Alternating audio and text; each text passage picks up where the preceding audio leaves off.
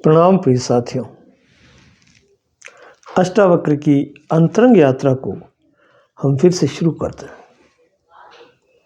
अष्टावक्र जी अब आगे कहते हैं जनक को कि साकारम अनृतम विद्धि निराकारम तो निश्चलम। आधा श्लोक है। साकार जितना भी दिखाई दे रहा है, जो भी दृष्टि गोचर हो रहा है, वो बना हुआ है और बना हुआ कभी भी निश्चल नहीं रहता, परिवर्तित होता रहता है। उसमें परिवर्तन होते हैं, बनता है, बिगड़ता है। जो भी दिखाई दे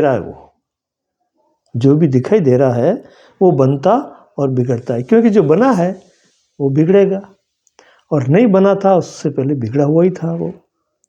तो ये जो गति क्रम है सृष्टि चक्र का, इस जगत का, इस संसार का बनना और बिगड़ना, इसीलिए कृष्ण भगवान ने गीता में कहा है कि हे अर्जुन, परिवर्तन संसार का नियम है।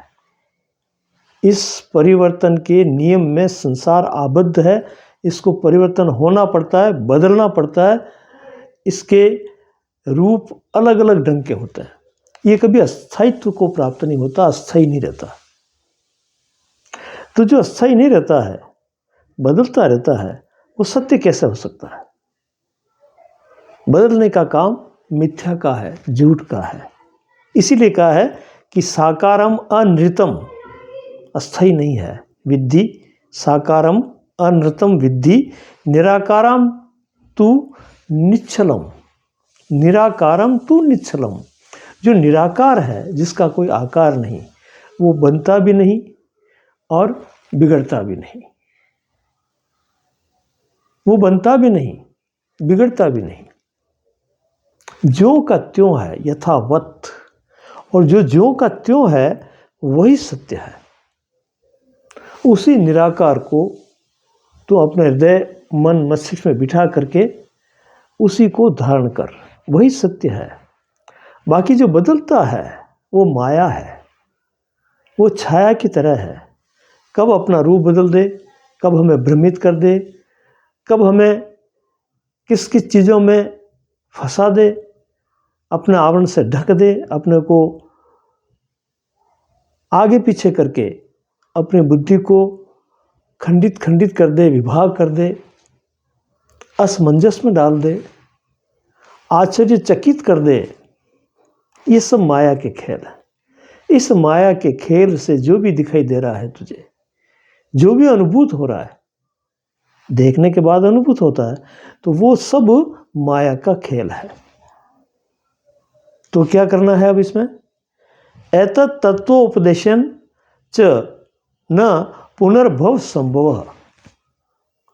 एत तत्वोपदेश, इस तत्व के उपदेश को धारण करने वाला न पुनर्भव संभव, उसका फिर से जन्म नहीं होता है।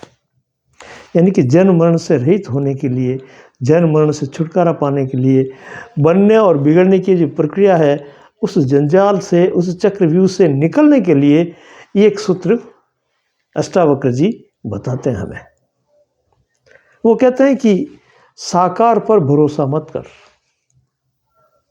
ये हमने पहले बात कर चुके हम कि Ashtavakra Gita to the point क्रमबद्ध रूप से अनेक बातों का स्पष्टीकरण करते हुए ये सीधा हमें अपने आत्म तत्व पर ले जाता है। जो मूल है, जो यथावत है, सत्य है, जो शाश्वत है, जो अपरिवर्तनशील है, जो तीनों कालों में एक जैसा है, उस पर ले जा करके हमें स्थित करते हैं। इसीलिए बार बार इस बात को प्रकट कर रहे हैं। तो बताते हैं कि संसार में जितनी भी चीज़ें हैं वो सब हमें अटकाने वाली है, उलझाने वाली है, और हमें इनसे बच करके आगे बढ़ना है, इनसे बच करके आगे निकलना है। तो इसका सार यही है।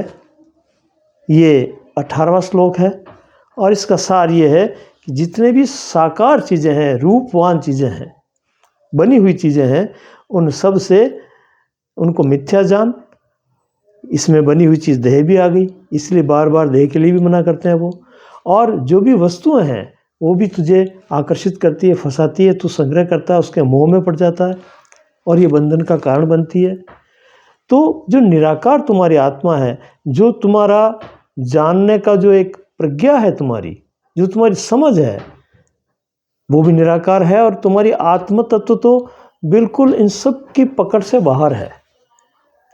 वहाँ अगर तू स्थित होगा अपने आप को, वो आत्म तत्व तो तू समझेगा, तो जाकर के इस माया जाल से मुक्त होगा। धन्यवाद।